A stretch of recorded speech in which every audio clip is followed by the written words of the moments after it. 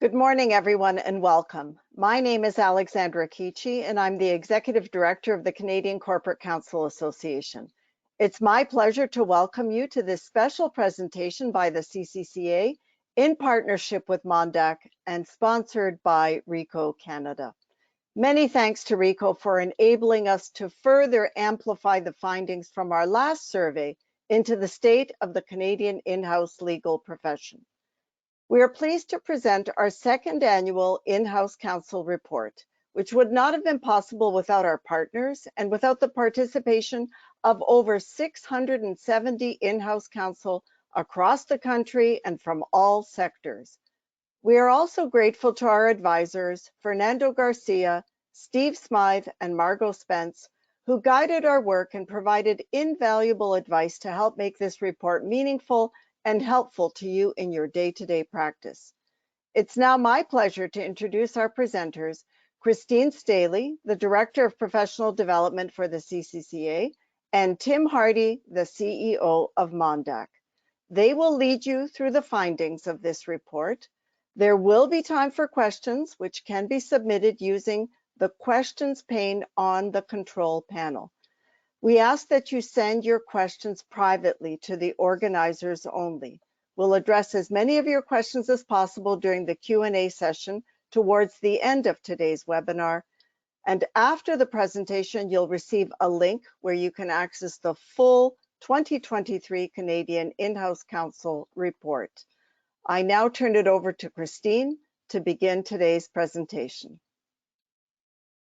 Wonderful. Thank you very much, Alex. So again, welcome everyone to the session today. We are very pleased to be able to provide the insights and results of the 2023 survey in partnership with Mondaq today and sponsored by RICO. So our sort of overview and what we would like to go through today is up on the screen. So very quickly, we'll go through the survey objectives, methodology, and then a quick overview of the participant profile. Tim will then go through some of our key findings around budgets and investment priorities, demand for services, outsourcing, innovation and technology, and challenges. And then I will take a look at people and talent. So with that, if we could move to the next slide. Wonderful. So very quickly, in September 2022, the CCCA and Mondaq launched the second annual Canadian In-House Counsel survey. The survey consisted of 38 questions that covered organizational and department details, such as budgets, outsourcing, tech innovation, priorities, and challenges. We also included a few new questions there, which we will present to you today. Our goal and the objectives of this survey was to provide unrivaled insight into in-house counsel day-to-day jobs, the profession, and legal departments. We hoped, and we were successful, we believe, in being the country's most comprehensive and representative survey to date. We had 678 respondents complete the online survey, which represents a 47% growth in response over last year's survey.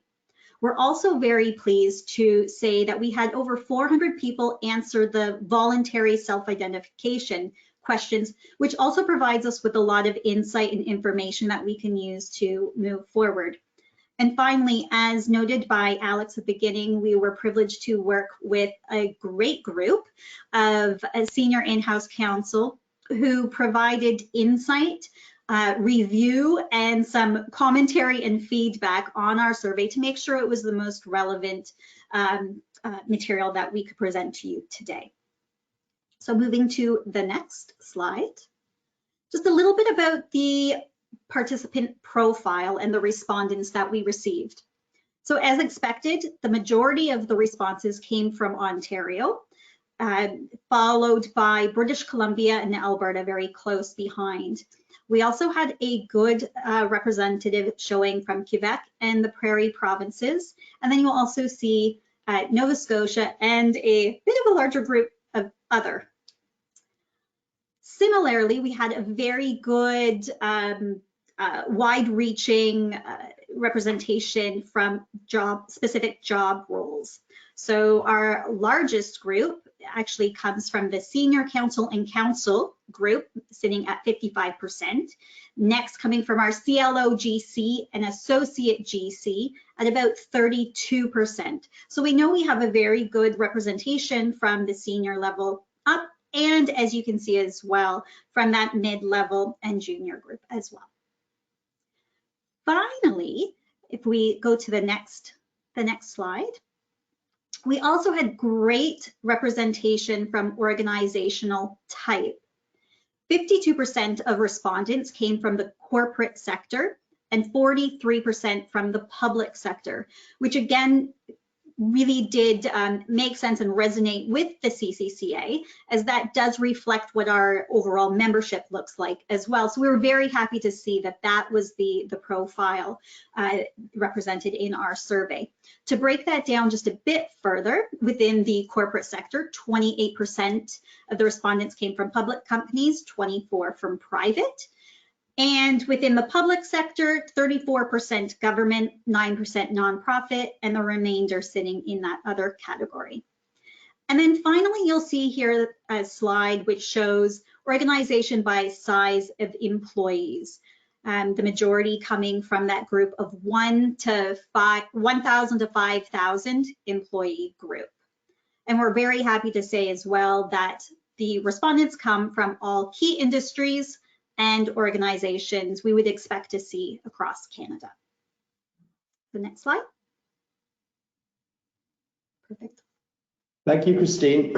And yeah, I think you'll be able to see, it's a pleasure to be joining you today. Thank you to the over 200 folks who registered for the session from across Canada, representing many organizations, public, private, government, as well as law firms and legal solutions. And as per the points Christine has made, we had a really good distribution of responses across geographies, job roles, types of companies, and size of companies. And I'll try to bring to life some of the key data points and findings for you today. We will be sharing these materials with you, and the full report will be published soon after this webinar. This is still at embargoed stage, so this is a pre-publication preview of the report. But you will get the data and the report to have a look at in your own time. So let's look at budgets and investment priorities first. In terms of the direction of travel of in-house budgets, legal departments budgets, 5 in 10, so 50% of departments expect their budgets to stay flat in the next year.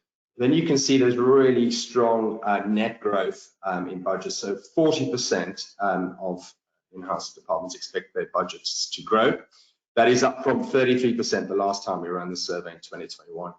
And just 11% are expecting a decline in budgets. And it's safe to say that this strong net legal department budget growth is across all types of organizations. So see, public companies are expecting, 42% of public companies expecting growth, 46% of private, 38% of government organizations, and even not-for-profits, about a third are expecting growth in budget. So good, solid budget growth projections coming from the market. Next slide, please, Aaron. So the question is, where is that money going? And as we did in 2021, we surveyed investment growth in people, technology, outside counsel, and ALSPs. Firstly, a lot of money is going into people, sadly not necessarily into salary growth, although it does look like some of it's going to salary growth, but a lot of it's going into headcount growth. So 47% of those surveyed expect to spend more on people, compared with just 5% who expect investment in employees to reduce. A lot of that's driven by hiring. So 35% of respondents anticipate headcount growth, versus just 1 in 40 expecting a decline. So you can see, and we'll touch more on that headcount growth findings a little later on, but there's certainly going to be a continued battle for talent in the space, we think. In addition to, and again, that people investment is strong across all types of organizations, and the highest in private companies, but each organization type is expecting to spend more on staff costs. Next area of spending growth is in the area of technology. So 41% of respondents are expected to spend more on technology versus just 2% spending less. This is highest in public companies, where that expectation is at 54%. But again, there is strong growth expected in technology spend across all organization types as far as in-house department tech spend is concerned. The one area of challenge spend, I think, compared to the others based on the data point is that of outside counsel, where it certainly appears to be the most challenged spend of growth. So you can see that sort of bright light blue on the left is organizations expected to spend slightly less than today on outside counsel. Then there's a chunk of pink, which is significantly less. You can see a lot are expected to spend the same. And then there are a number of organizations, of course, intending to spend more. But the key thing is that 20% of organizations are actually spending a reduction in outside counsel spend. Again, this is the most challenged area of spend for all organization types, but particularly in public companies. ALSP, alternative legal service provider spend is roughly, the expectation is roughly the same as last year. We'll touch a little bit more on ALSP trends further on in the presentation. Erin, if you could move to the next slide, please. We think that a lot of this increased investment is really being driven by the increased responsibilities and increased demands on in-house counsel. Building on the 2021 survey results and direction of travel, it is clear that there is still a lot more demand and growth in in-house demand expected in the areas of data privacy, with 50% of organizations expecting more demand. Risk and compliance, also 50% of organizations are expecting an increase in demand. Contract management has jumped up quite a lot from the previous survey, where it was at 38%. So there's more and more money, as you'll see further on, and also time and demand in the area of contract management. Businesses continue to look to in-house legal departments for support in business strategy and advice. And there is also an anticipated significant uptick in the demand for dispute resolution and litigation, as well as operational delivery support. So all over, pretty big increases in demand expected. Moving to the next slide, please. You can see a few more areas that I can briefly comment on. When you look at M&A, real estate, and litigation, roughly the same increase in demand as the prior year survey. There appears to be a drop in growth in demand for labor and employment. That could have something to do with huge spike in remote working issues that came out of the pandemic when we ran our first survey in 2021. But the picture is, across the board, no matter what sort of legal support you're providing an organization, is of growth in demand of services, and that will have impacts which we'll try and explain further in this presentation. Next slide, please. So just to build out those headcount growth data points a little more, considerably more in-house teams are going to grow than reduce in size, with 35% of respondents expecting growth compared to just 1 in 40 expecting a reduction in size. When you drill down into what that looks like in terms of type of organizations, this growth, highest growth is anticipated in public and private companies. About 50% are intending to spend more on in-house staffing, and 40% are actually intending to grow their headcount. But it is not limited to private and public companies. A third of government legal departments are expected to expand headcount in the coming year too. So, I think clear indications that when you look at the expected growth of the headcount, as well as the additional pressures that remote and hybrid working are placing on staff engagement and retention, it'll be a real battle for staff retention and talent, continuing battle for staff retention and talent going forward. Next slide, please. Shifting to outsourcing, and I did point out that of all the areas of spend growth, it does look like spend on outside counsel is the most challenged. Wanted to dig into that just a little more, and this particular question relates to the amount of work that in-house legal departments are expecting to outsource to outside counsel over the next year. And there is a shift here. So the green data points are from our 2021 survey, and the pink data points from 2022. And it's interesting to see the shift towards more in-house departments expecting to outsource less work. So 22% of departments expect to outsource less work versus 19% in 2021. But even more than that, there are considerably fewer legal departments expecting to outsource more work. So this year that's at 22%, whereas in 2021, almost a third of legal departments were expecting to outsource more work. So this isn't yet a trend, but it's definitely something to keep an eye on. And I know we have some legal service providers on the call too. Certainly something to keep a close watch on. When we look at, next slide please, the areas that are most likely to be outsourced, these are actually very similar data points as those that came from the survey in 2021. So usually areas that where existing in-house capabilities don't exist or need to be supplemented. So 73% of outsourced, most often outsourced work comes from seeking expert advice in a new area, or where transactions activities need external counsel assurance and opinions, where there isn't necessarily capacity. At 64% of the time, work is outsourced to outside counsel. If there's an emerging area of law departments will often seek advice from outside counsel. And of course, there are very sort of short time frames. So these numbers are very consistent with 2021. I think there are more interesting findings to be found in the next slide. Thank you, Aaron. Where we look at the top considerations that legal departments take when choosing outside counsel. There have been some pretty big shifts here over the survey in 2022 versus 2021. So firstly, it's still evident that in addition to legal expertise, outside counsel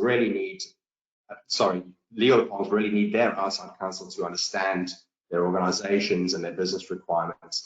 And if you look at the right-hand side of that slide, sort of the top areas in terms of the combined ratings of important and very important considerations when legal departments are choosing to buy outside counsel services, not a huge amount of change in the ranking here. So legal expertise, unsurprisingly, ranks very high, as does practical advice, 96% of the time rated as important and very important when buying outside counsel services. Client service at 94%, as I mentioned, understanding of client's business. Value for money is very important too. And then sort of a distant sixth place over there, you can see existing senior level relations. And in fact, that number has decreased from 50%. So it seems that some of these long-standing high-level existing client relations are becoming, not yet a trend, but maybe becoming less important when it comes to client services. I think where this gets very interesting is when you look specifically at what is very important to legal departments when making these decisions today versus in 2021. Client service, value for money, legal expertise have all pretty significantly increased their rating as very important considerations when choosing counsel. So client expectations are up, and clearly clients want better quality legal advice, increased service levels, and all at a better price. So do seem to be some pressure points insofar as legal service providers are concerned. So it'll be interesting to see how this actually comes to fruition in market, but some interesting data points there. Next slide, please, Aaron. Digging into a few more of those considerations that didn't rank necessarily as highly in terms of importance. ED&I is gradually becoming a more important part of decision making, but it's still far behind those areas we've just looked at. Brand and reputation, again, becoming slightly more important, but again, far behind the consideration on the previous slide. And tech and innovation has actually become quite a bit much more important. So a read across from that could be that buyers of outside legal services are looking for their providers to introduce efficiencies and improve costs by introducing technology and innovation into their approach. So we will, as I mentioned earlier, we'll be sharing all of these data points with you, and you can look at them at your leisure. So it's some distinct movements year on year. Looking at, on the next slide, services beyond outside legal services, outsourcing. It's absolutely fair to say that law firms continue to dominate the market for outsourced legal services, with just 14% of in-house teams using ALSPs, which is pretty similar to 2021, and slightly more prevalent in private companies and public companies, where 1 in 5 is using ALSPs, and reducing to 9% in government organizations. But the thing to watch is, and I think some of you might have picked this up in the press yesterday, Axiom, which is obviously one of the big providers of biggest traditional providers of ALSPs, announced yesterday it's moving into provision of law firm advisory services by Axiom Advice and Counsel. And it was granted one of Arizona's new alternative business structure licenses. So perhaps as a result of the fact that ALSPs aren't attracting more of the outsourced spend, they're actually looking now to use ABS, alternative business structure licenses, to compete more, head on with traditional providers of legal services. That was interesting. Insofar as other two other main areas of outsourced services, e-discovery and translation. E-discovery is outsourced by 12% of in-house legal departments. That is an increase of a fifth on last year, on 2021 survey. And again, is more prevalent in public companies. And translation service use is pretty flat at 12% year on year. Again, more prevalent in larger public companies. In terms of where this outsourced work is going to, obviously you can see the vast majority is onshore, so it's outsourced within Canada. That percentage has actually gone up from 92% in 2021 to 96%. And then just more than a quarter of that outsourced work is going offshore outside of Canada. Down slightly on 2021, I think it was at 28%. So you can see where the work is going. Next slide, please. Looking at the areas of innovation and technology, there were a few questions that dug into these areas and the importance of them for law departments. Innovation appears to be just nudging ahead in terms of its importance in 2021. So 54% of legal departments consider innovation a priority, going up to 60% in public companies. A lot of this innovation, and the most common areas of innovation, as in 2021, are around document management, contract management, followed by legal workflow innovation. So a lot of this is still in the area of digital transformation and the accelerated digital transformation that was triggered by the COVID-19 pandemic, as well as cost and risk management too. So the areas of innovation are staying pretty steady year on year, but more focus appears to be going into prioritizing innovation.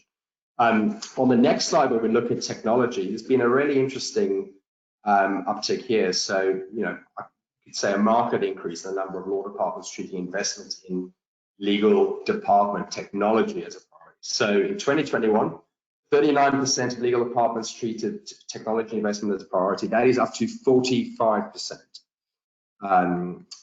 in the survey late 2022. So that's a real increase.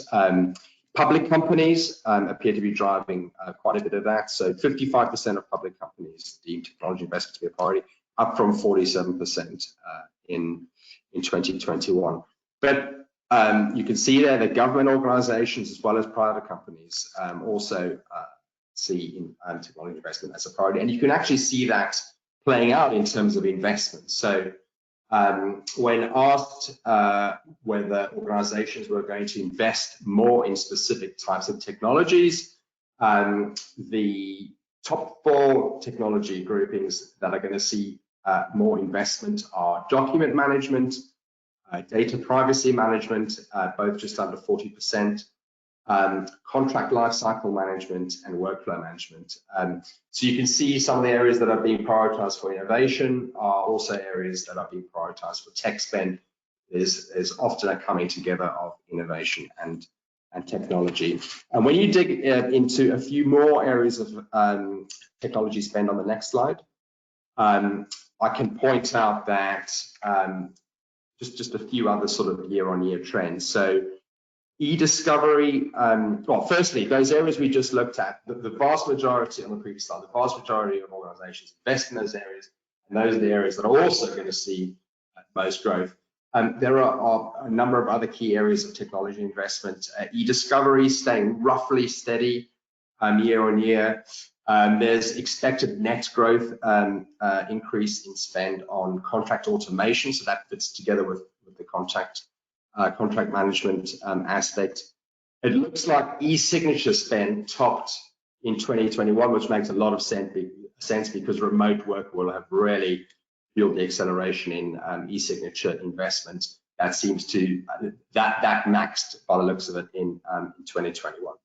So that gives you a sense of where legal departments and organizations are investing in technology. Moving over to sort of the first area of really people feedback around priorities, challenges to individuals and boards. Christine's going to cover ED&I and a number of other sort of people and talent areas.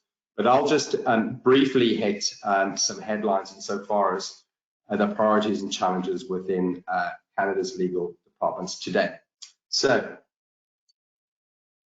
firstly, when asked about respondents' single biggest business priority, unlike in 2021, where there was this primary anchor point of COVID-19, of course, it was amazing. Of the 1,200 responses given across the survey to the various priority and challenge questions, there's hardly a mention of COVID. So there's not this COVID-19 anchor point, thankfully, as it was in 2021. So when you then kind of strip that away and you look at priorities across job levels, we focused on three sort of major job level groupings. Firstly, CLOs and CGs, secondly, counsel and senior counsel, and thirdly, legal directors and managers. There are some sort of clear findings. The common top priorities across all of those areas are firstly contract management. I think that comes out in terms of innovation and investment too. Secondly, a focus on supporting the business and business growth. So the fact that legal departments are being looked at to really support business and business growth, that's brought out in some of the increased in demand of legal services too. Thirdly, strategy, business strategy. So that again underpins the importance and perhaps increasing importance of law departments insofar as the role they play in business strategy and supporting the business.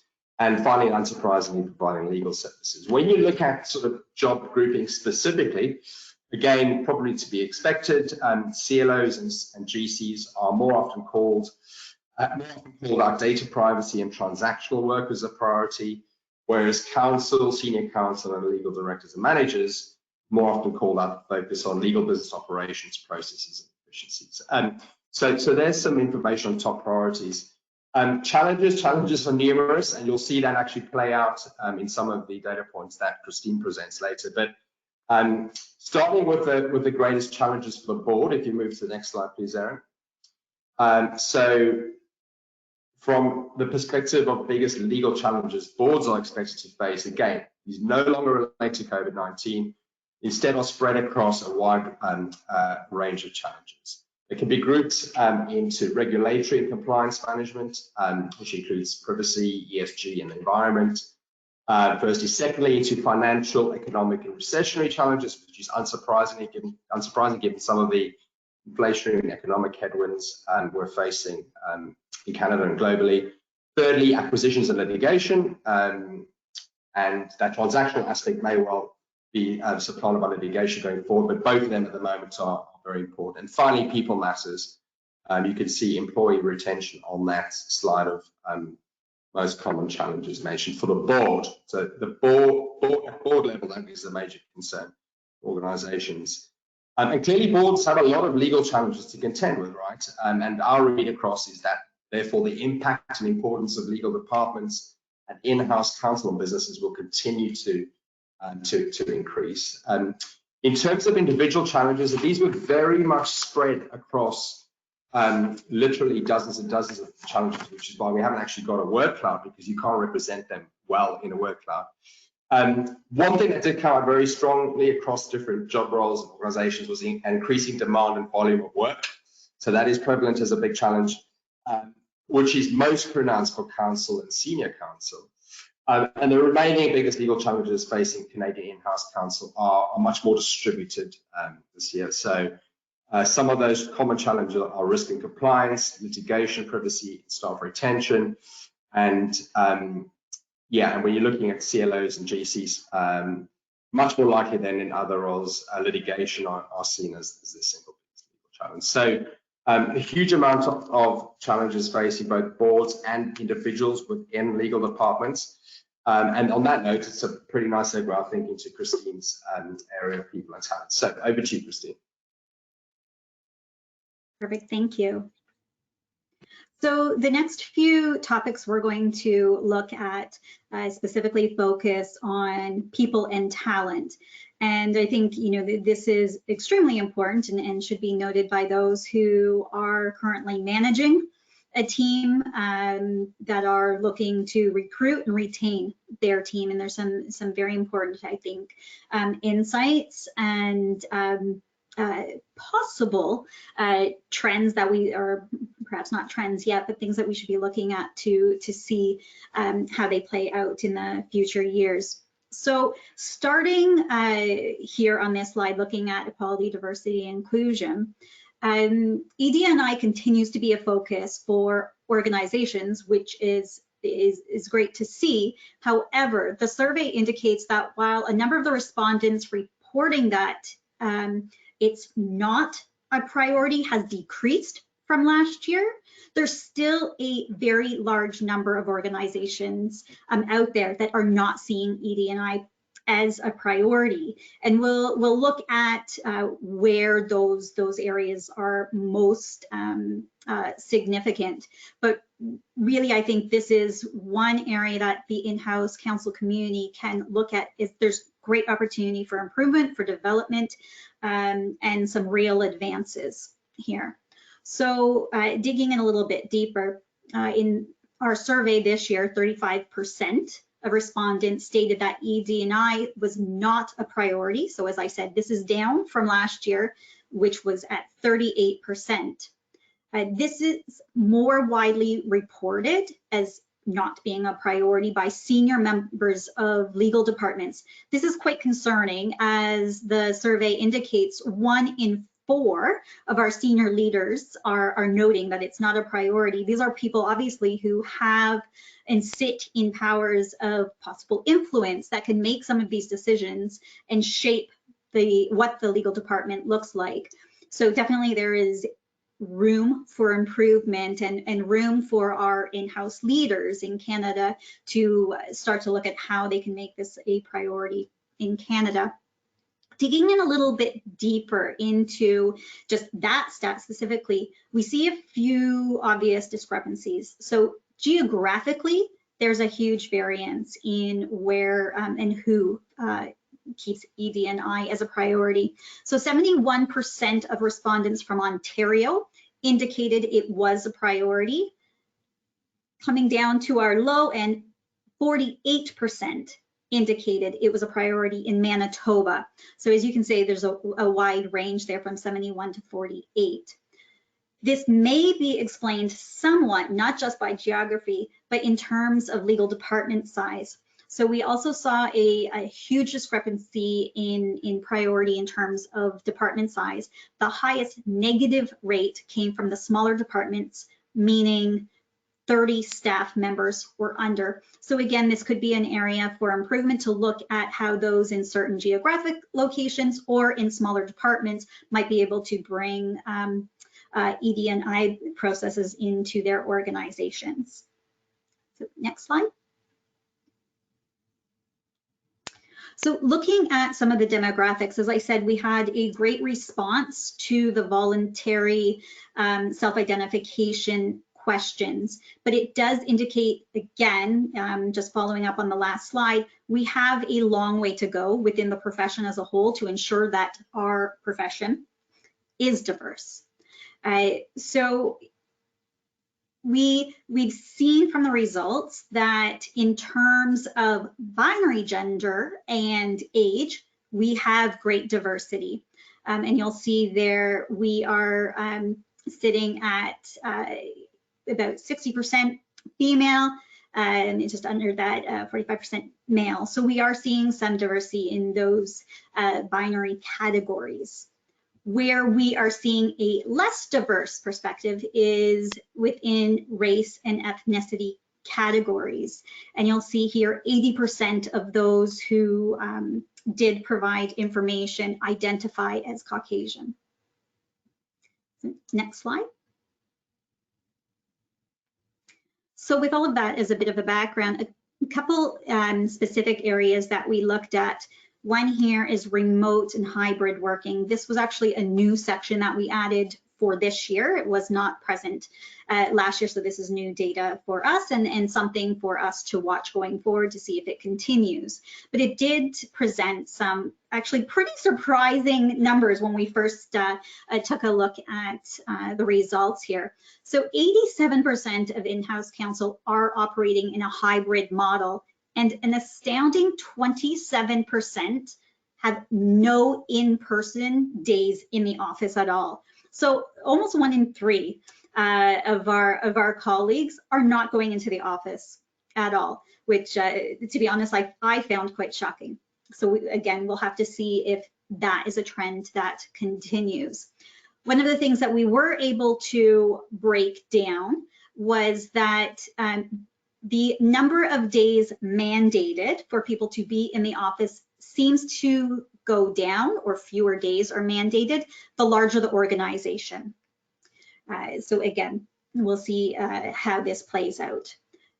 One of the things of note, and for managers specifically, is one of the biggest challenges that respondents have said they're facing because of the remote hybrid model is employee engagement, and that's followed by retention, which is probably not surprising to most who are currently working in those models. So next slide. Perfect. So here we delved into sort of the responsibilities of in-house and in-house departments. And what we found that legal departments are carrying significant accountability and responsibilities beyond just their legal responsibilities.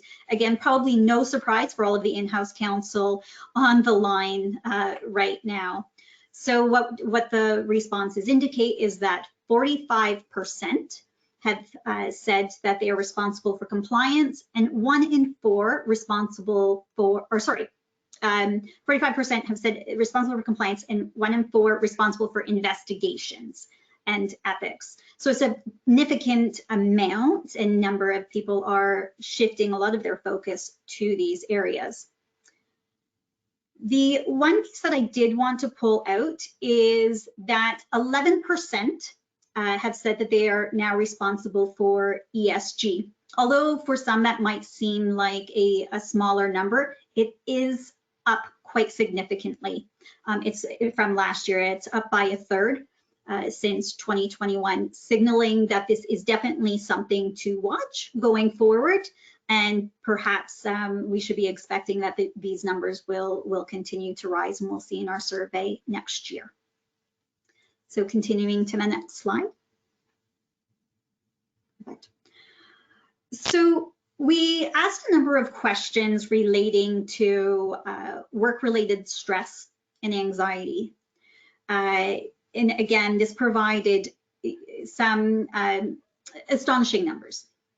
So we have seen, given the increased responsibilities, perhaps the increased challenges with remote work, post-pandemic challenges, the anxiety and stress is quite high within our profession. In 2021, we noted an alarming 71% of respondents reported that there was an increase in work-related stress. So although this year the response is at 46%, which is great news, it's lower, that 46% is already on top of a very highly stressed base. So I think it's something to keep in mind that we are just facing more and more work-related stress. Only 13% of respondents said that their stress has gone down from last year. The highest levels of stress and anxiety seem to be found in the director category and the CLO-GC group. So again, these numbers raise concerns and questions for our in-house community and how we are managing, recruiting, retaining our teams, and what more can be done. Again, I think all the more reason for us to sit up and take note. So moving to the next slide. Sort of wrapping all of this up, we asked sort of what are the key skills that you now think are required to be effective. And for us, this was not surprising. The top 3 skills were communication, understanding the business, and flexibility, being able to adapt, sort of go with the flow. We also were not surprised, but glad to see it play out in the numbers, because it's something that we had been hearing for a while, and just it's more just anecdotal than anything, that we are seeing that there are more moves, or there's a trend to those within the legal department to move into non-legal roles. 1 in 5 respondents said that they are seeing an increase in moves outside of the traditional legal roles. Most common moves are being seen in the areas of HR and risk and compliance. Okay. So with that, I think next slide, we might be closing, and there we go. We are at the end of the overall survey results. We hope that we provided, a kind of high-level overview of what you will see in the survey. There is quite a bit more information and data that you will see when we provide those links to you. But definitely, as you saw through the points that Tim raised, and then the portions with people in talent, there are a number of areas that we will continue to watch that are noteworthy, and perhaps there are some calls to action for our community in there as well. Many thanks, Christine and Tim, for those insightful comments and a great overview of the report, which I'm sure our participants will want to receive as soon as possible. But before we do that, we're going to answer some of the questions that were submitted in the question pane. It's not too late to send a question. I'll try to work it in if I can. So use the questions pane in the control panel. And please, a reminder to send to the organizers only. So our first question, I think, has asked us to engage in a little bit of crystal ball gazing. So with a tight labor market, but one offset by a projected slowing of the economy, what do you expect in the future? What will next year's survey look like? As you mentioned, that is crystal balling, but thanks for that question. And I think that one thing we can be sure of is that even with increased economic headwinds, potential negative impacts on business, the increase in demand for in-house legal services, the increased investment in people, and in increasing headcount means that there is going to be enough, still be a fiber talent, and there's going to be enough opportunity for anyone who wants to work in in-house departments. Obviously, good news for the CCCA too, right? I mean, you provide a wonderful service and as the member body for the community. So I think the one thing I would say that I'm certain of going forward is that increases for in-house counsel demand and for talent are going to remain in place in 12 months. Christine, what about you? What is your crystal ball telling you? So I would agree. I think the demand for in-house counsel services will continue to increase. And I think as we're seeing more efficiencies found in terms of using different technologies and innovative practices, it will continue to shift, that most of the work will be done in-house. And we'll see those matters that require specific expertise, that need to be done quickly, that require, bigger teams, that will be left within the hands of our outside counsel. But I do think that we'll continue to see an increase in demand for in-house counsel services. And I would say, in addition to that, a lot of these findings are great for us to show right now, sort of in terms of where we might find improvement in the working conditions, I would say, or the office environment and department environment, in how we can ensure that there's not only the right atmosphere for people to work in, but that we continue to have the supply of people who want to work in-house counsel. And we can only do that by sort of taking a look at some of these gaps and areas that I've mentioned. So here's a question that's sector specific, well, not sector specific, but requires a particular expertise. So we're seeing a rise in corporate insolvencies as, I guess, the part of the post-pandemic trending. What impact do you foresee on staffing or other resource allocation for legal departments in that area? Well, I think that actually speaks well to the first question. Even with a rise in companies that might be going insolvent, there is such an increase in demand for in-house services in the market, and such an increase predicted for headcount growth in in-house counsel, that there should be more than enough capacity to bring anything that is, any roles that are lost by corporate insolvencies. I mean, that's at least my read of the data. I think being in the profession, and I'm not a lawyer by trade, but I think being in the profession is clearly a very challenging place, a very exciting place. There's a lot of opportunity. So, for those who want to practice in legal departments and in corporations, I think the future is bright. At least that's my take. Christine, how about you? I would agree. I have nothing to add. So, Tim, you described the battle for talent, the increased mobility amongst in the workforce generally, more investment in people.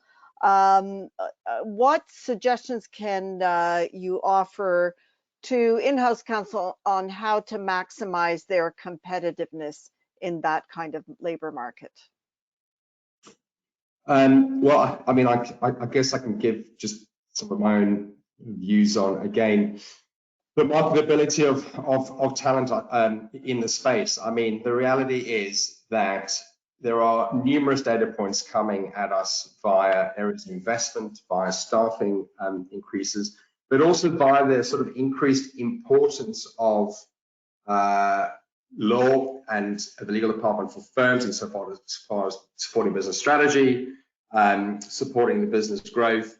That, I mean, clearly you're in a good place, and you should be able to do well within your own organizations. There's growth within there, so you might be able to move laterally into an area that's potentially of interest to you. You may well be able to move upwards in terms of career trajectory.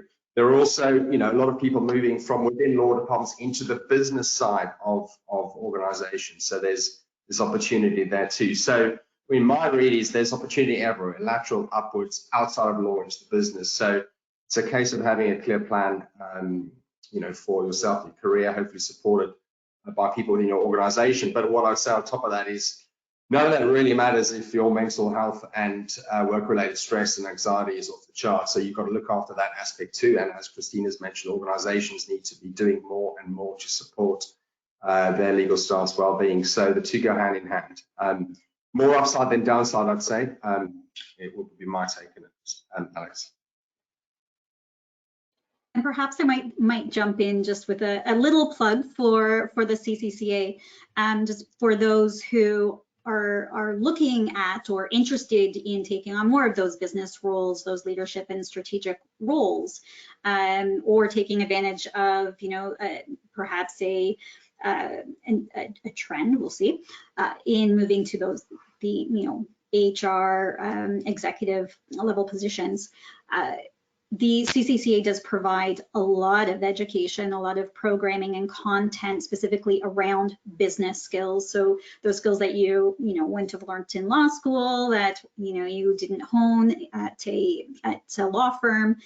Specifically, we run a program with the Rotman School of Management in which we provide in-house counsel with basically a mini MBA experience, and we go through organizational behavior, design, negotiation, communication influence, reading budgets, financial reports, things like that. So, I would encourage people to really look for those opportunities out there to gain those skills. They really are marketable and is what is going to allow you to move across streams into various areas. Thank you, Christine. And if I may add support that the Canadian Bar Association offers for mental health. The Canadian Bar partnered with the Federation of Law Societies recently on a study which confirmed the findings in our study that indeed mental health awareness is something that we should be focusing on. So I encourage you to visit the CBA website at cba.org and look for the resources there. And they're also offered across the country in your various branches. And it is an area of focus that we need to pay attention to. The next question from our audience. Last year we saw, we surveyed on the wage gap between men and women practicing in-house. What does this year's trend show us? Well, I can safely say that this survey didn't survey on the wage gap, but Christine, my guess is the CCC, you ran a conversation survey that's probably relates to that. So over to you, Christine. Yes, definitely. And I can say we have not run a comparison yet between some of the findings here and the findings from the compensation survey. As Tim said, we didn't ask specifically about compensation in this survey, so it's hard to determine, how we'll be able to correlate any specific findings. We do know from our compensation survey, though, that there definitely is a gap between certain sectors. There's a gap between gender still, and there is still obviously a gap from corresponding responsibilities from private practice and in-house counsel. How that plays out with this survey, we haven't yet had a chance to really analyze the two. And an important question from the audience asking about accreditation for CCCA and CBA programs. Christine, I know you devote a lot of your time to that area. Well, I'll actually give my colleague Anna a lot of credit for spending hours trying to sort through the various provincial regimes. We do not have accreditation for the Law Society of Ontario. However, other provinces with various regimes where you do not have to pull out, ED and I, professionalism and substantive law aspects, you are more than welcome to use this program towards that. So provinces such as Alberta, I believe now New Brunswick has moved to that new model as well, and Manitoba as well. I think the question, I may have misstated a little bit. I think it perhaps pertained to other or all programming offered by CCCA and CBA. Definitely. In terms of your Law Society credits, we have a lot of programs and offerings. So you can receive all of your PD credits. For our in-house counsel members, for CCCA members, we offer a lot of free programs, such as this one that we're doing with Mondaq. So if anyone is looking for their hours, we offer that. When it comes to specifically the business skills and leadership skills, I'm very happy to note that all of the law societies now they've actually come a long way. In the beginning, when I started here, those types of skills were not recognized by the law societies, which was quite disappointing. As we know, these are the key skills that in-house counsel need. Now, right across the board, all law societies recognize leadership, strategy, communication as credible. There's also a question with respect to the ethnic or ethnicity breakdowns in our results, and whether we are able to correlate that with law society statistics generally. So yes and no, and we haven't done this yet, but we will be looking at that, not only with law society statistics, but with some of the other reports, such as our compensation survey and some of the reports of the CBA, to see whether our statistics are in line with the legal profession as a whole. I will say off the top of my head, what we've seen in this survey does not seem to be as reflective when it comes to gender. It is, but outside of that, not quite. So we will have to do a bit of digging to see why, and if we can glean anything from some of the nuanced details of the survey. The other piece that is very difficult to figure out is how this correlates and our data correlates with the law society information. I don't know if many people are aware, but the law societies all collect data in very different ways. Some of them will actually provide information of how many in-house counsel are practicing in their provinces. Some of the provinces will just group in-house counsel with others. So there's one province that in-house counsel are other, and included in that is anyone who's on leave, anyone who is in academia. And so it's very difficult for us to know when we're looking at their stats, who's in-house counsel and who's not, and how does that correlate to the information we've got. So data is king, and that's we are hopeful that the Federation of Law Societies will move towards standardization of data collection so that we can have more insight into how we can best help the profession. And that pertains to the collection of all kinds of data, not just for in-house counsel numbers, but other areas of practice and diversity issues as well. So that's a goalpost for us for the future. I don't see any more questions in the chat, which is fortuitous since we are drawing to the end of our time here. So I wanted to thank our speakers again for taking the time to lead us through this important report. And on behalf of the Canadian Corporate Counsel Association, Mondaq, and RICO Canada, thank you for joining us and have a great day. Thank you. Thank you.